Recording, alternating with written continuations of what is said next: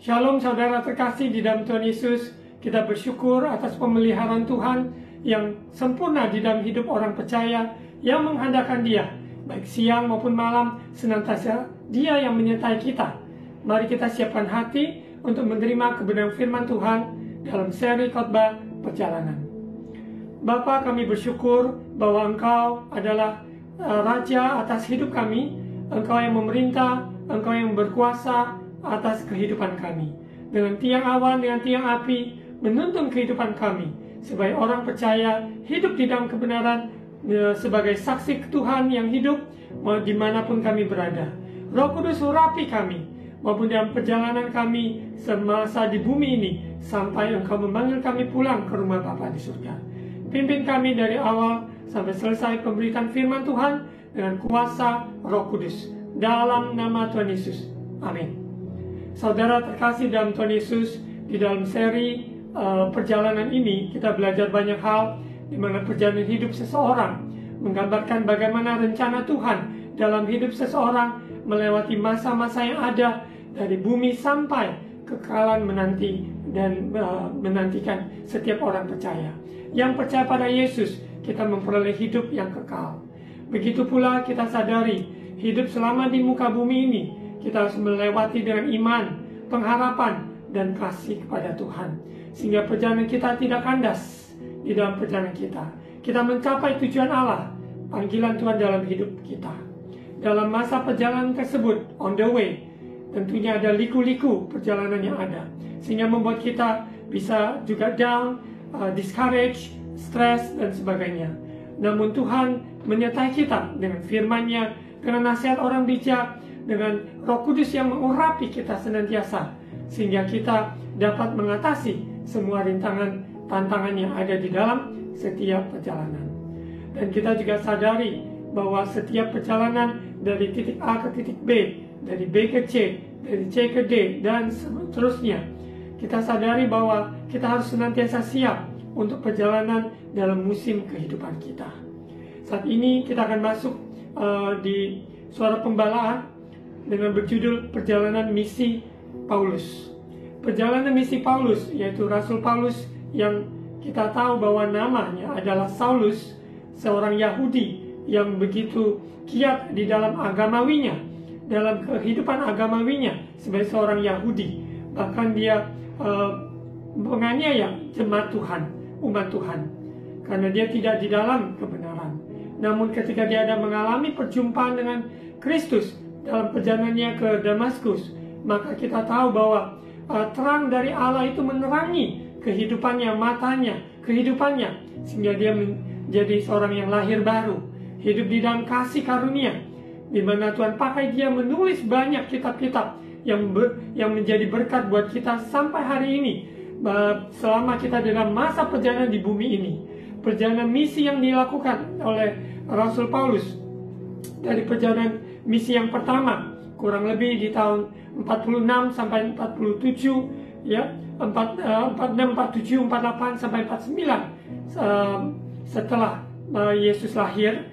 Kita lihat bahwa perjalanan misi pertamanya membawa sebuah pesan yang luar biasa, karena itu adalah misi pertamanya, di mana dia diutus bersama Barnabas, diutus untuk berangkat dari dari kota Siprus, Patmos, Perga, Antioquia, Pisidia, Iconium, Listra, dan Derbe. Jadi kita akan lihat bahwa perjalanan misi dalam kehidupan Rasul Paulus yang kita akan belajar juga dalam kehidupan kita, ada perjalanan misi yang Tuhan tetapkan dalam hidup orang percaya. Yesus datang ke dunia membawa misi. Perjalanan misi Yesus ke dunia yaitu membawa keselamatan, yaitu berita kerajaan Allah, keselamatan di dalam nama Yesus ada keselamatan. Dia datang menyembuhkan yang sakit, melepaskan yang terikat, membebaskan yang terbelenggu, dan dia menyatakan siapa Bapa. Bapa di surga. Dia, Yesus adalah jalan, kebenaran, dan hidup. Tidak ada seorang pun datang pada Bapa kecuali percaya pada Yesus, hidup di dalam kebenaran. Untuk itu saudara terkasih, Yesus dengan jelas dalam perjalanan misi di bumi ini yaitu membawa kabar keselamatan bagi setiap orang yang percaya padanya diselamatkan. Begitu pula Rasul Paulus yang sudah diselamatkan, perjalanan misi yang dia lakukan dari perjalanan misi 1, 2, dan 3 yang akan kita pelajari di minggu-minggu yang akan datang juga. Kita akan pada hari ini kita akan lihat perjalanan misi pertama dari Rasul Paulus yang terdapat di Kisah Para Rasul pasal 13, 14, 15. Saudara bisa membaca secara merinci dari setiap ayat di pasal-pasal tersebut, dari pasal 13 sampai pasal 15. Saudara terkasih, berhubung karena waktu, saya akan mengambil dari cuplikan-cuplikan yang ada sehingga kita mengerti apa artinya perjalanan misi Rasul Paulus yang dapat kita pelajari, dapat kita terapkan dalam hidup kita di zaman sekarang ini. Di penghujung akhir zaman, tetap berita Injil keselamatan yang terus dikumandangkan dari Yesus membawa, yaitu kabar keselamatan. Dan Rasul Paulus yang menjadi pengikut Yesus, rasulnya Yesus. Untuk itu, sampai kita yang sudah menerima Yesus, kita juga membawa obor Injil ini sampai ke ujung dunia. Karena ini adalah amanat agung yang Tuhan perintahkan sebelum dia naik ke surga. Jadikan semua bangsa muridku, yaitu murid Yesus. Ajarkan setiap apa yang telah Yesus ajarkan pada kita, ya, lewat kebenaran firman Tuhan yang dapat kita baca, lihat, dan kita pelajari, kita bawa sampai ke ujung dunia. Roh Kudus membawa kita kepada seluruh kebenaran sehingga hidup kita yaitu dituntun, diurapi, dipimpin oleh Roh Kudus. Sehingga api yang ada dari api pencurahan Roh Kudus Pentakosta yang awal sampai sekarang terus menyala-nyala sampai kedatangan Yesus kembali. Saudara terkasih di dalam Tuhan Yesus, setiap perjalanan misi, ya kita sadari ada geografis, ada letak, ada lokasi, dari tempat ke tempat, dari sebuah wilayah ke wilayah yang semuanya mempunyai budaya maupun juga ada stronghold, ada penghalang-penghalang juga di dalam setiap perjalanan misi. Untuk itu kita juga jangan takut, karena setiap perjalanan misi banyak kita akan belajar banyak hal, karena Roh Kudus yang akan mengajar kepada kita banyak hal-hal yang kita harus hindari, banyak hal-hal yang harus kita terobosi, ada hal-hal yang harus kita persevere, kita harus press in, harus tetap tekun dan ada di dalam jalurnya Tuhan. Maupun di dalam perjalanan ada orang-orang yang Tuhan tempatkan bersama-sama kita di dalam perjalanan dalam masa tersebut. Mungkin dalam perjalanan pertama, seperti contohnya Rasul Paulus dengan Barnabas, tetapi di perjalanan misi yang kedua, Rasul Paulus dengan Silas, dengan Timotius, dan sebagainya. Jadi setiap perjalanan misi, Tuhan tempatkan orang-orang yang Tuhan percayakan bersama-sama kita menjalankan misi tersebut. Setiap perjalanan misi, kita juga sadari bahwa ada pesan yang Tuhan mau kita sampaikan, yang kehidupan kita adalah surat terbuka bagi orang-orang yang membaca, bertemu, melihat kehidupan kita. Mari kita lihat, kita baca dari Kisah Para Rasul. Kisah Para Rasul pasal 13. Kita sudah lihat konteks di mana Paulus yang dahulu bernama Saulus, dia adalah seorang penganiaya, namun mengalami perjumpaan dengan Tuhan. Kita akan lihat bagaimana Tuhan mengutus dia dan juga Barnabas. Kisah Para Rasul pasal 13 ayat 1. Pada waktu itu dalam jemaat di Antioquia ada beberapa nabi dan pengajar, yaitu Barnabas dan Simeon yang disebut Niger, dan Lukius orang Kirene, dan Menahem yang diasuh bersama dengan raja wilayah Herodes, dan Saulus. Pada suatu hari ketika mereka beribadah kepada Tuhan dan berpuasa, berkatalah Roh Kudus, khususkanlah Barnabas dan Saulus bagiku untuk tugas yang telah kutentukan bagi mereka. Poin pertama dalam perjalanan misi, kita harus sadari doa dan puasa adalah bagian dari kehidupan orang percaya. Di Suara Pembalan di beberapa bulan yang lalu, saya menyampaikan seri tentang doa puasa. Betapa pentingnya kehidupan orang Kristen. Doa dan puasa adalah bagian kehidupan kita yang harus kita pupuk kedisiplinan ini. baik seminggu sekali, seminggu 2 kali, ataupun puasa panjang atau puasa pendek, semuanya kita lakukan. Bisa puasa Daniel, puasa Esther, Esra, dan sebagainya, contoh-contoh di dalam Alkitab. Karena doa puasa adalah ketergantungan kita manusia kepada Tuhan. Dia Allah semesta alam yang mengetahui segala rancangan, dan Dia menuntun umatnya. Dengan doa puasa kita izinkan Dia yang berkarya bekerja dalam hidup kita. Untuk itu doa puasa adalah warna dari perjalanan misi Rasul Paulus. Kehidupan kita maupun dimanapun berada, profesi apa yang kita lakukan, kita dapat mengambil waktu berdoa dan berpuasa. Karena ada tugas misi yang Tuhan percayakan di tempat saudara bekerja, di tempat saudara kuliah, di tempat saudara tinggal. Selalu ada tugas misi yang Tuhan percayakan. Untuk itu kita mau peka, melatih kepekaan lewat doa puasa. Izinkan Tuhan, kita sadari doa puasa bukan menunjukkan betapa hebatnya kita mampu berdoa berpuasa, bukan.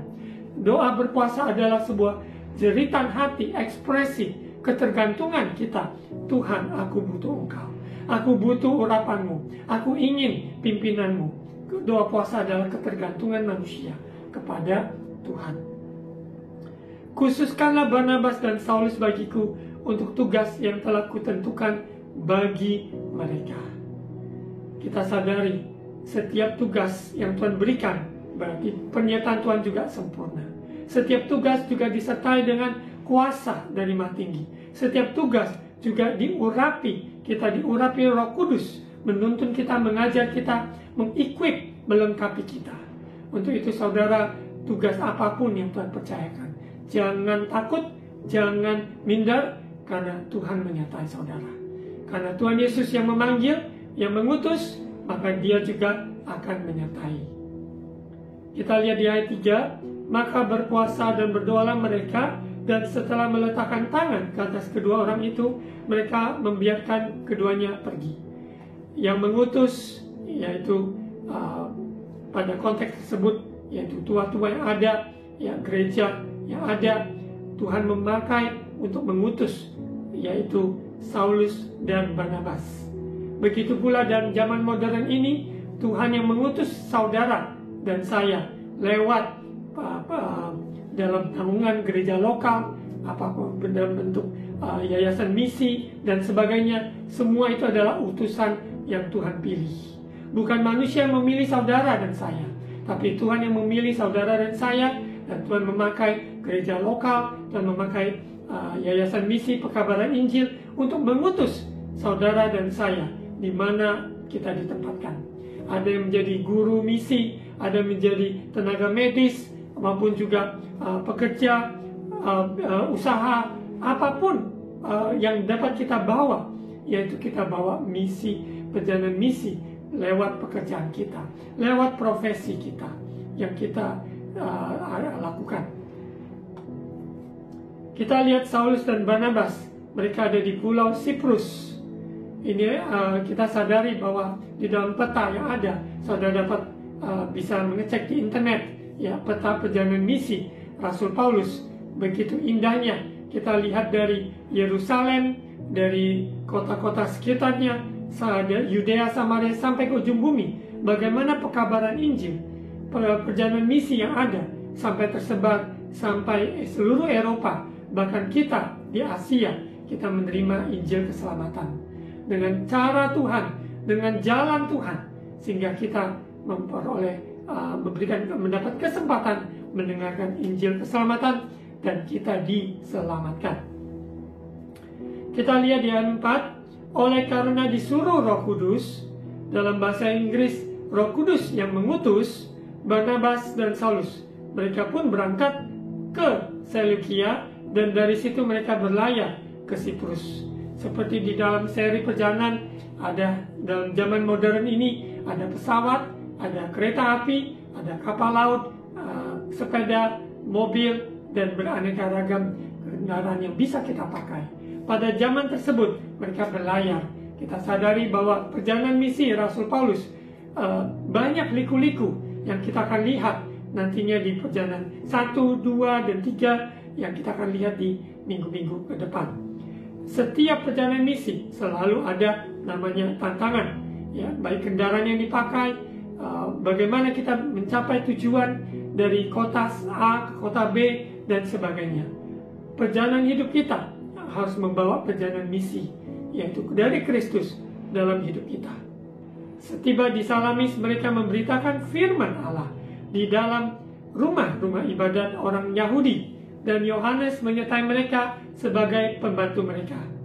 Di mana Yohanes ini adalah disebut juga Markus. Jadi Yohanes ini bukan Yohanes Rasul Yohanes, tapi Yohanes yang disebut juga Markus, John Mark. Ya, kalau bahasa Inggrisnya John Mark. Kita lihat bahwa mereka mengelilingi seluruh pulau itu sampai ke Pafos. Di situ mereka bertemu dengan seorang Yahudi bernama Bar Yesus. Ia seorang tukang sihir dan nabi palsu. Setiap perjalanan misi ada namanya. Kita ke sebuah kota, sebuah tempat, kita kelilingi, kita menjelajahi daerah tersebut, apa budaya yang ada. Kita lihat kota ini ada penyembahan-penyembahan apa yang mengikat yang ada di kota tersebut. Secara geografis, nama-nama yang ada semuanya mempunyai arti. Untuk itu kita karena dipimpin oleh Roh Kudus yang menolong kita, membawa kita pengertian, membukakan clue-clue, kunci-kunci yang ada, bahkan orang-orang yang Tuhan pertemukan supaya kita layani, mulai dari 1 orang, 2 orang, dan seterusnya. Untuk itu saudara terkasih, setiap perjalanan misi kita tidak kecilkan bentuk pelayanan yang kita lakukan, pelayanan yang ada, yang Tuhan percayakan, kita lakukan dan setia dengan sungguh-sungguh, karena Tuhan akan membawa kita mencapai tujuannya, sehingga misi accomplished, pekerjaan misi tersebut terlaksana. Sekalipun banyak tantangan, sekalipun banyak rintangan, namun karena Yesus kuasanya menyertai kita, maka tanda-tanda heran ajaib juga menyertai kita. Kita lihat bahwa mereka mengelilingi pulau tersebut, Pulau Pafos, dan akhirnya mereka bertemu dengan seseorang yang bernama Bar Yesus, seorang Yahudi. Dan di sini dikenal bahwa dia seorang tukang sihir dan nabi palsu. Bayangkan ketika kita sedang ada dalam perjalanan misi, kita bertemu dengan orang seperti itu, bagaimana sikap kita? Apa yang harus kita sampaikan? Baik di tempat pekerjaan kita, di lingkungan kita berada, ada tetangga kita yang adalah tukang sihir, nabi palsu. Mungkin dalam zaman sekarang, mungkin dia seorang dukun, peramal, dan sebagainya. Ia adalah kawan gubernur pulau itu, Sergius Paulus. Jadi Bar Yesus ini adalah sahabat, yaitu kawan dari gubernur pulau tersebut, ya, pembesar dari wilayah tersebut. Kita juga sadari bahwa ada orang-orang dikatakan yang mempunyai kuasa di daerah di mana kita tinggal, di mana kita bekerja, di mana kita studi, di mana kita pelayanan. Kita sadari ada orang-orang pembesar seperti itu. Kita lihat ayat 8. Tetapi Elimas, demikianlah namanya dalam bahasa Yunani, tukang sihir itu, yang tadi namanya Bar Yesus itu juga alias Elimas. Jadi Bar Yesus dan Elimas ini bahasa Yunaninya, ya. Elimas adalah bahasa Yunaninya. Tukang sihir itu menghalang-halangi mereka dan berusaha membelokkan gubernur itu dari imannya. Saudara terkasih, setiap perjalanan misi ada roh-roh jahat, penghalang, sihir yang mau mencoba menghalangi, membelokkan orang datang pada Tuhan. Untuk itu kita mengambil senjata Allah, menggunakan seluruh perlengkapan senjata Allah, runtuhkan, hancurkan semua tembok-tembok penghalang. Apa yang mengikat kota di mana kita tinggal, di tempat kita pelayanan, ataupun di wilayah Tuhan percayakan kita dalam pekerjaan perjalanan misi ini, kita patahkan, hancurkan. Kita doa sungguh-sungguh, percaya Tuhan berikan kita hikmat pewahyuan untuk meng-counter attack hal ini. Ya, jadi mereka berusaha menghalang-halangi mereka dan berusaha membelokkan gubernur itu dari imannya, menghalangi Saulus, menghalangi Paulus dan juga Barnabas, dan juga membelokkan gubernur ini karena dia adalah kawannya. Tapi janganlah takut, karena pemberitaan Injil pekerjaan misi kita, bukan kekuatan kita, tapi Roh Kudus yang menyertai. Kita lihat di ayat 9, sungguh luar biasa. Tetapi Saulus juga disebut Paulus, yang penuh dengan Roh Kudus menatap dia. Saudara dan saya, kita semua ya dipenuhi Roh Kudus. Kita menatap segala kuasa-kuasa gelap yang mencengkerami orang-orang yang mencoba menghalangi pekerjaan Tuhan, dan berkata, "Hai anak iblis, engkau penuh dengan rupa-rupa tipu muslihat dan kejahatan. Engkau musuh segala kebenaran. Tidakkah engkau akan berhenti membelokkan jalan Tuhan yang lurus itu?" Roh Kudus mengurapi kita. Dengan kuasa otoritas tersebut, kita menatap dan menghardik mereka yang dipakai oleh iblis untuk menghalangi, membelokkan orang dari jalan kebenaran.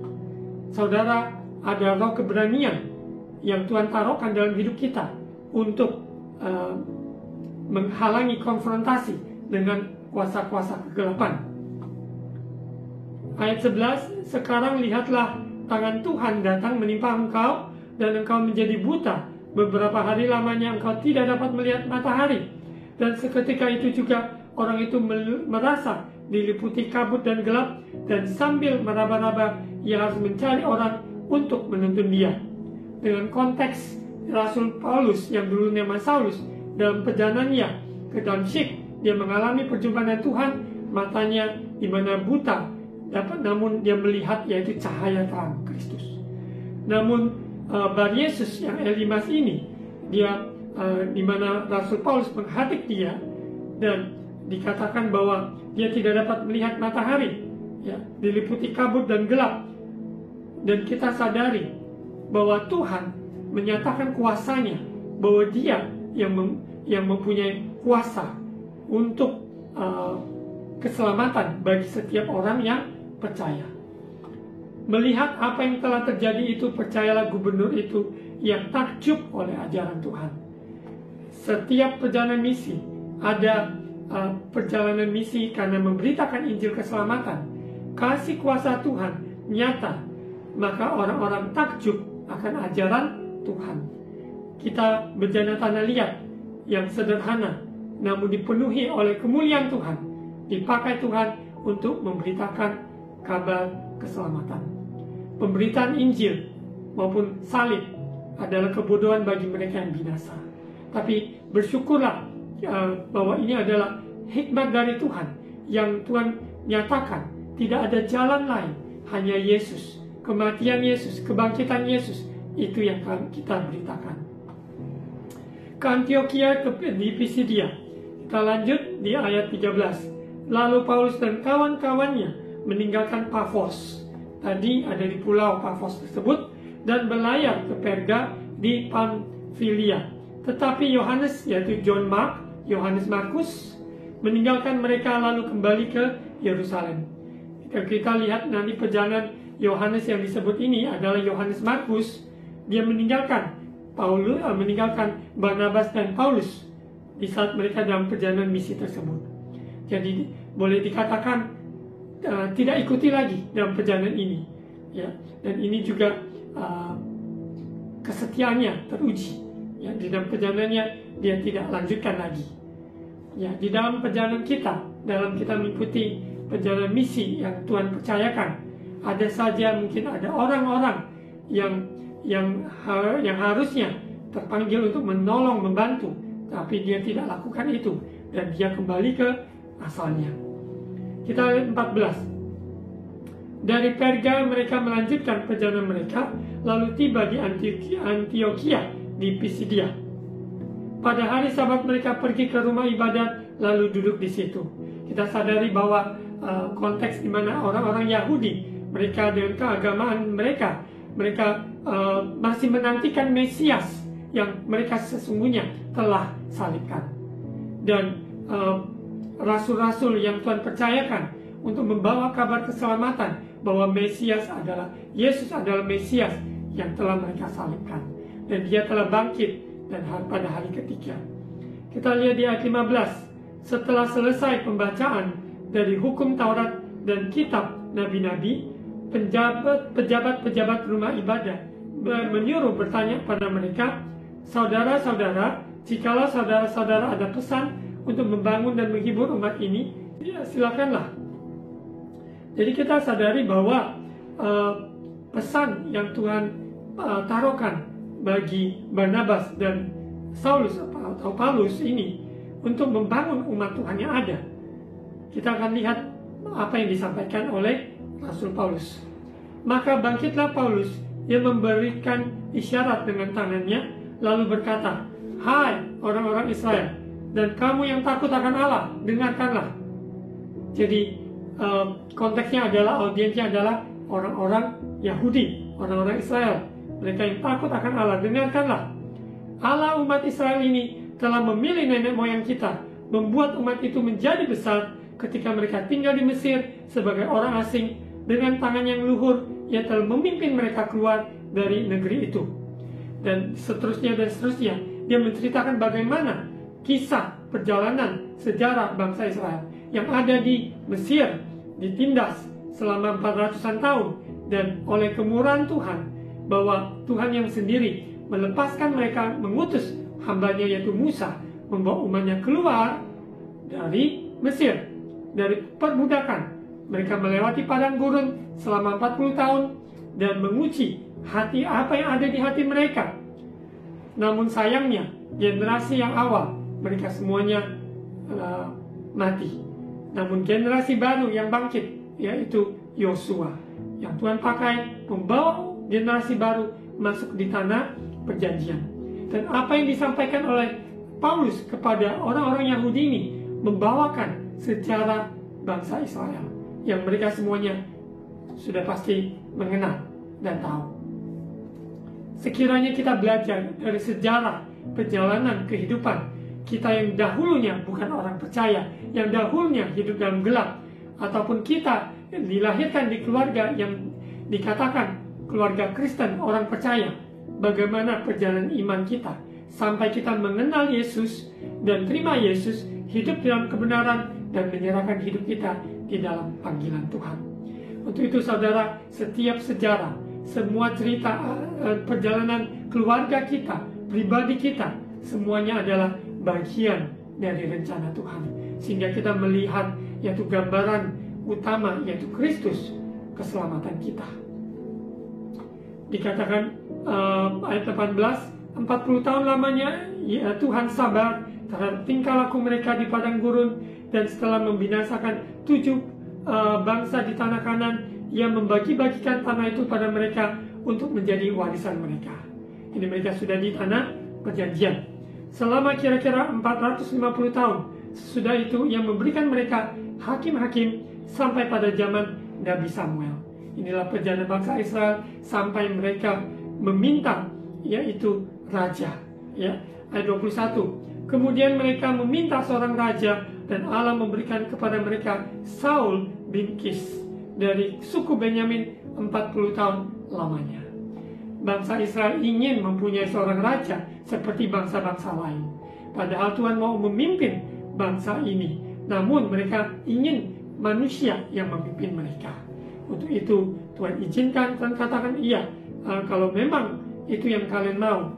Tuhan memberikan, yaitu mereka meminta seorang raja. Tuhan memberikan mereka Saul, yang awalnya dia begitu minder dan sebagainya, namun Tuhan mengangkat dia dan dia menjadi raja pertama bangsa Israel.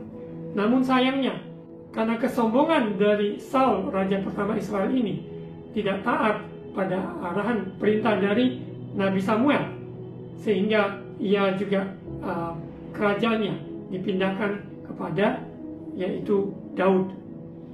Kita lihat di ayat 22, setelah Saul disingkirkan, Allah mengangkat Daud menjadi raja mereka.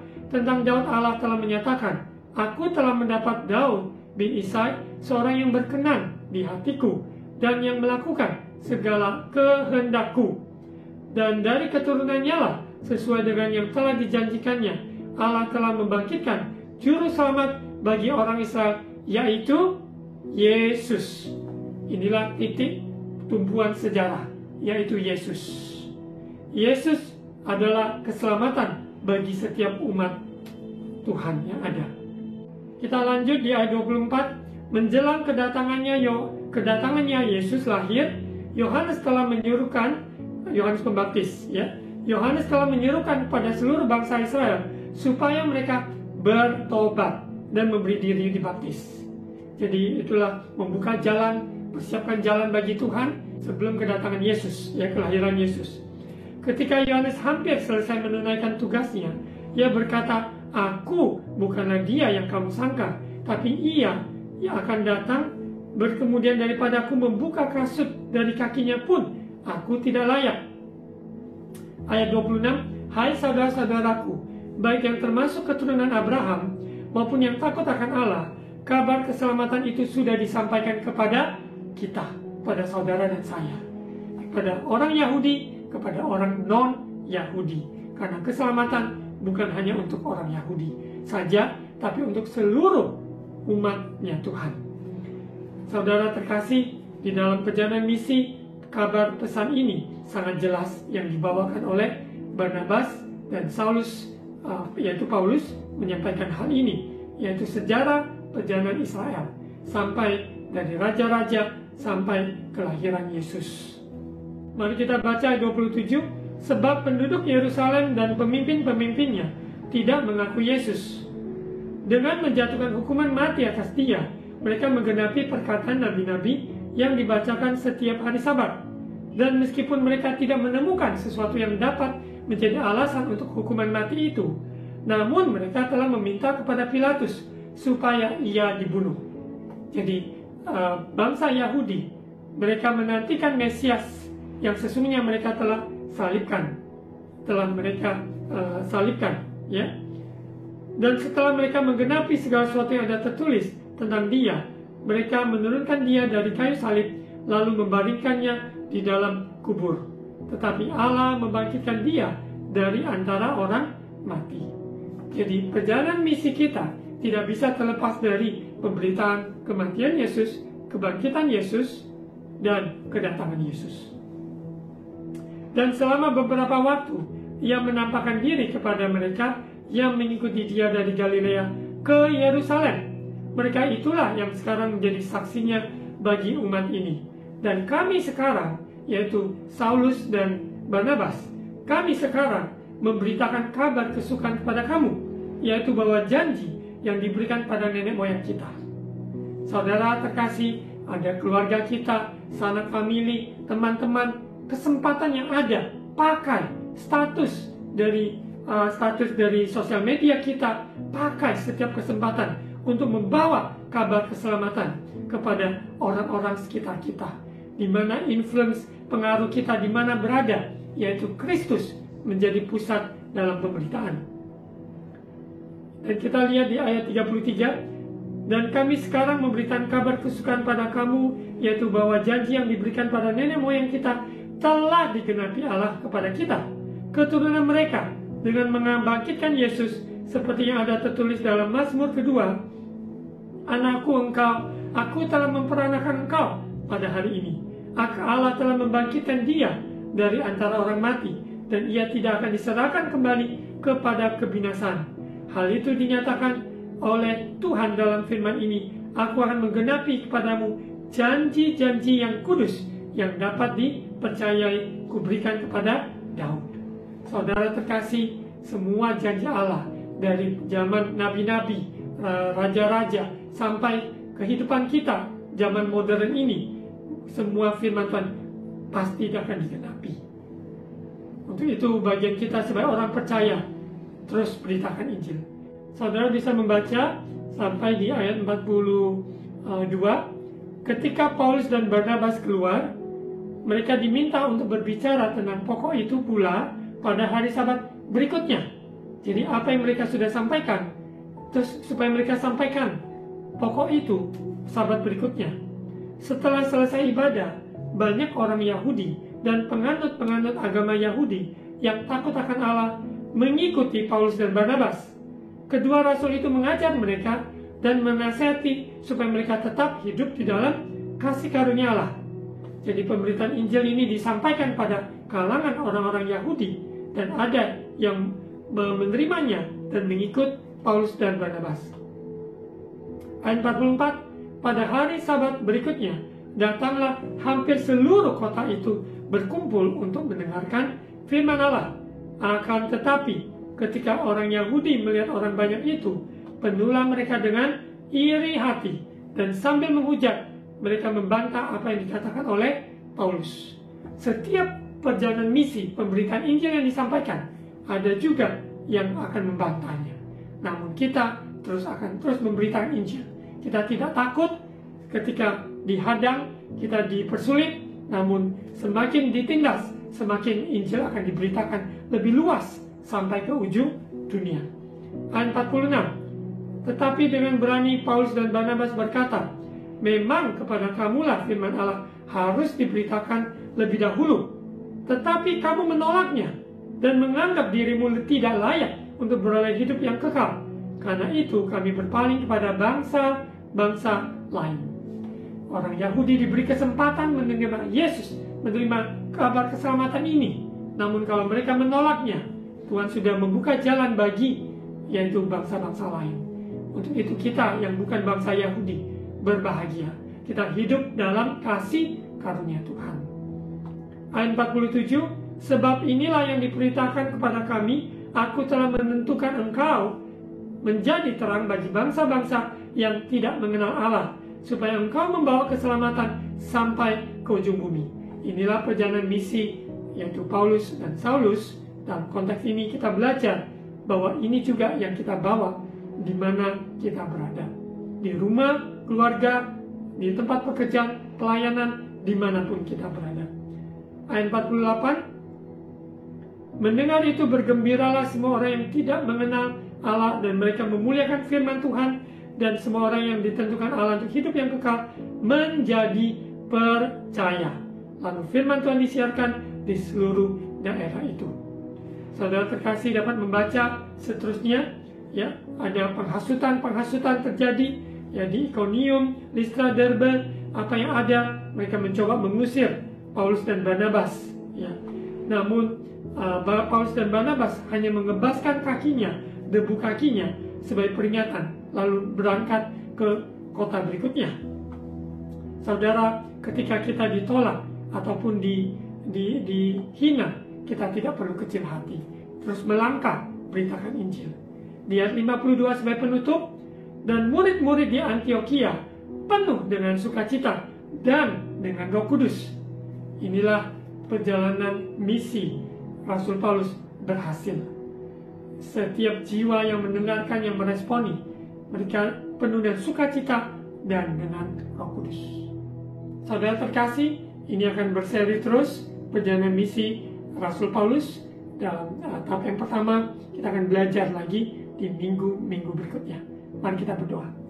Bapa, di dalam nama Tuhan Yesus, perjalanan misi Rasul Paulus sangat berharga bagi kami untuk kami belajar membawa Injil di tempat kami belajar, di tempat kami tinggal, sekolah, studi, bekerja, bahkan di mana kami melayani. Selalu Injil keselamatan yang kami saksikan lewat kehidupan kami yang diubahkan, maupun juga pemberitaan Injil ini disertai dengan tanda-tanda heran dan mukjizat. Terima kasih Bapa, api Roh Kudus membakar, penuhi setiap umat-Mu yang mendengarkan Injil ini, perjalanan misi yang Tuhan taruhkan, sehingga kami dapat lakukan dengan sepenuh hati. Terima kasih Bapa, terima kasih ya Roh Kudus tuntun-Mu. Saat ini Bapa, hamba mendoakan bagi umat-Mu yang mendengarkan Injil ini, bagi yang belum percaya Yesus, supaya menerima Yesus sebagai Tuhan dan Juru Selamat. Karena hanya Yesus adalah keselamatan, jalan, kebenaran, dan kehidupan. Hamba juga doakan yang sakit, Tuhan jamah, pulihkan di dalam nama Yesus. Yang beban berat, Tuhan angkat beban mereka. Kau beri kelepasan. Tuhan tolong. Tuhan berkati bangsa negara kami Indonesia, bangsa-bangsa di dunia, dengan segala apa yang ada. Yesus, Engkau yang berkuasa, memerintah. Di penghujung akhir zaman ini, kami orang-orang percaya mempersiapkan diri, sungguh-sungguh jemaat yang hidup kudus, takut akan Tuhan. Sehingga kedatangan-Mu yang kedua kali, kami dengan berjaga-jaga dan siap. Terima kasih Bapak, terima kasih Tuhan Yesus. Saat ini saudara terkasih, angkat kedua tangan untuk terima ucapan berkat imam. Tuhan memberkati engkau dan melindungi engkau. Tuhan menyinari engkau dengan wajahnya dan memberi engkau kasih karunia. Tuhan menghadapkan wajahnya kepadamu dan memberi engkau damai sejahtera.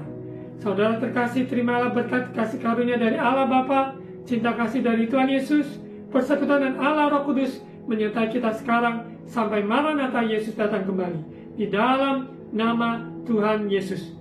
Amin. Saudara terkasih, saya mengundang saudara yang tinggal di kota Surabaya dan sekitarnya dapat menghadiri ibadah onsite bersama kami di Cornerstone Faith Church, beralamat di Golden City Mall, Jalan Wat Siamin nomor 2-8, ground floor, dekat Jalan Majen Sungkono.